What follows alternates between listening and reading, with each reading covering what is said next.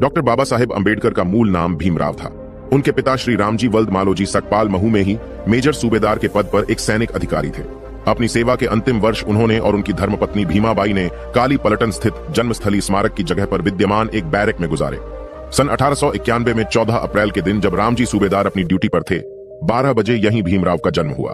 कबीरपंथी पिता और धर्मपरायण माता की गोद में बालक का आरंभिक काल अनुशासित रहा। भीमराव अंबेडकर जी की शिक्षा के बारे में जाने, बालक भीमराव का प्राथमिक शिक्षण दापोली और सतारा में हुआ। बंबई के एल्फिनस्टोन स्कूल से वह 1907 में मैट्रिक की परीक्षा पास की। इस अवसर पर एक अभिनंदन समारोह आयोजित किया गया और उसमें भेंट स्वरूप उनके शिक्षक श्री कृष्णाजी अर्जुन केलुस्कर ने स्वलिखित पुस्तक बुद्ध चरित्र उन्हें प्रदान की। बड़ौदा नरेश सयाजी राव गायकवाड़ की फेलोशिप पाकर भीमराव ने 1912 में मुंबई विश्वविद्यालय से स्नातक परीक्षा पास की। संस्कृत पढ़ने पर मनाही होने से वह फारसी लेकर उत्तीर्ण हुए।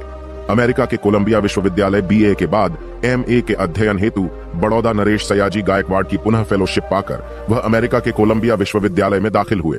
सन 1915 में उन्होंने स्नातकोत्तर उपाधि की परीक्षा पास की। इस हेतु उन्होंने अपना शोध प्राचीन भारत का वाणिज्य लिखा था।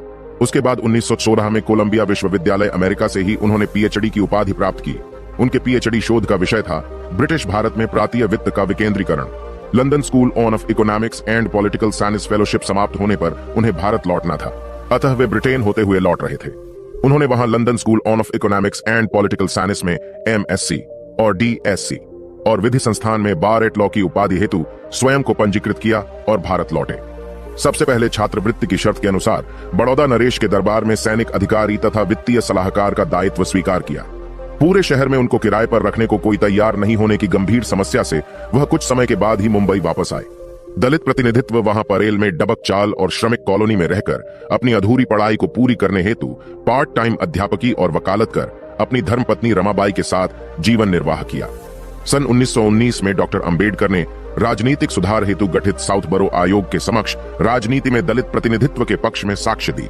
अशिक्षित और निर्धन लोगों को जागरूक बनाने के लिए काम उन्होंने मूक और अशिक्षित और निर्धन लोगों को जागरूक बनाने के लिए मूक नायक और बहिष्कृत भारत साप्ताहिक पत्रिकाएं संपादित की और अपनी अधूरी पढ़ाई पूरी करने के लिए वह लंदन और जर्मनी जाकर वहां से MSc, DSc और बैरिस्टर की उपाधियां प्राप्त की। उनके MSc का शोध विषय साम्राज्यीय वित्त के प्राप्तीय विकेंद्रीकरण का विश्लेषणात्मक अध्ययन और उनके DSc उपाधि का विषय रुपये की समस्या, उसका उद्भव और उपाय और भारतीय चलन और बैंकिंग का इतिहास था। D.Litt की मानद उपाधियों से सम्मानित बाबा साहेब डॉक्टर अंबेडकर को कोलंबिया विश्वविद्यालय ने LL.D और उस्मानिया विश्वविद्यालय ने D.Litt की मानद उपाधियों से सम्मानित किया था।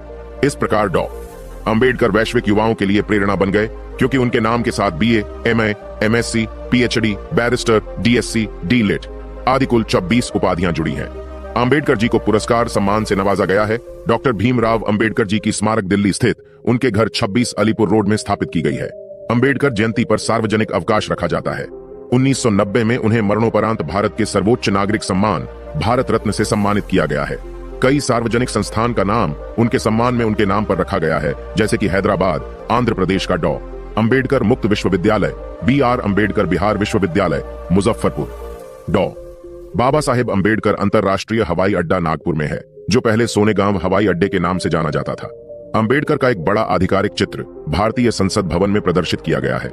योगदान: भारत रत्न डॉक्टर BR अंबेडकर ने अपने जीवन के 65 वर्षों में देश को सामाजिक, आर्थिक, राजनीतिक, शैक्षणिक, धार्मिक, ऐतिहासिक, सांस्कृतिक, साहित्यिक, औद्योगिक, संवैधानिक इत्यादि विभिन्न क्षेत्रों में अनगिनत कार्य करके राष्ट्र निर्माण में महत्वपूर्ण योगदान दिया।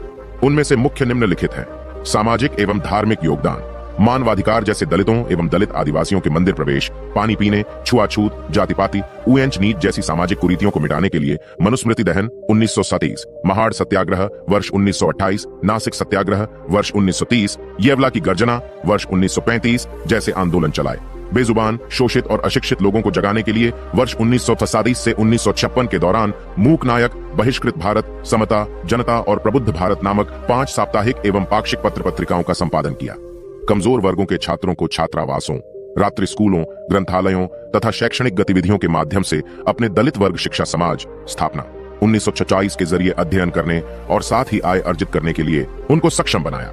सन 1945 में उन्होंने अपनी पीपुल्स एजुकेशन सोसाइटी के जरिए मुंबई में सिद्धार्थ महाविद्यालय तथा औरंगाबाद में मिलिंद महाविद्यालय की स्थापना की। बौद्धिक, वैज्ञानिक, प्रतिष्ठा, भारतीय संस्कृति वाले बौद्ध धर्म की 14 अक्टूबर 1953 को 5 लाख लोगों के साथ नागपुर में दीक्षा ली तथा भारत में बौद्ध धर्म को पुनर्स्थापित कर अपने अंतिम ग्रंथ द बुद्धा एंड हिज धम्मा के द्वारा निरंतर वृद्धि का मार्ग प्रशस्त किया। जात पांत तोड़क मंडल वर्ष 1933 लाहौर के अधिवेशन के लिए तैयार अपने अभिभाषण को जाति भेद निर्मूलन नामक उनके ग्रंथ ने भारतीय समाज को धर्म ग्रंथों में व्याप्त मिथ्या, अंधविश्वास एवं अंधश्रद्धा से मुक्ति दिलाने का कार्य किया। हिंदू विधेयक संहिता के जरिए महिलाओं को तलाक, संपत्ति में उत्तराधिकार आदि का प्रावधान कर उसके कार्यान्वयन के लिए वह जीवन पर्यंत संघर्ष करते रहे। संविधान तथा राष्ट्र निर्माण के निर्माता है डॉक्टर अंबेडकर जी। उन्होंने समता, समानता, बंधुता एवं मानवता आधारित भारतीय संविधान को जो 2 वर्ष 11 महीने और 17 दिन के कठिन परिश्रम से तैयार कर 26 नवंबर 1941 को तत्कालीन राष्ट्रपति डॉ. राजेंद्र प्रसाद को सौंपकर देश के समस्त नागरिकों को राष्ट्रीय एकता, अखंडता और व्यक्ति की गरिमा की जीवन पद्धति से भारतीय संस्कृति को अभिभूत किया।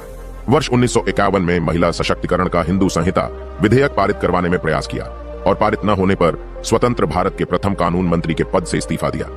वर्ष 1955 में अपना ग्रंथ भाषाई राज्यों पर विचार प्रकाशित कर आंध्र प्रदेश, मध्य प्रदेश, बिहार, उत्तर प्रदेश और महाराष्ट्र को छोटे छोटे और प्रबंधन योग्य राज्यों में पुनर्गठित करने का प्रस्ताव दिया था, जो उसके 45 वर्षों बाद कुछ प्रदेशों में साकार हुआ। निर्वाचन आयोग, योजना आयोग, वित्त आयोग, महिला पुरुष के लिए समान नागरिक हिंदू संहिता, राज्य पुनर्गठन, बड़े आकार के राज्यों को छोटे आकार में संगठित करना, राज्य के नीति निर्देशक तत्व, मौलिक अधिकार, मानवाधिकार, कंट्रोलर व ऑडिटर जनरल, निर्वाचन आयुक्त तथा राजनीतिक ढांचे को मजबूत बनाने वाली सशक्त सामाजिक, आर्थिक, शैक्षणिक एवं विदेश नीति बनाई। शिक्षा, सामाजिक सुरक्षा एवं श्रम कल्याण का भी कल्याण किया है।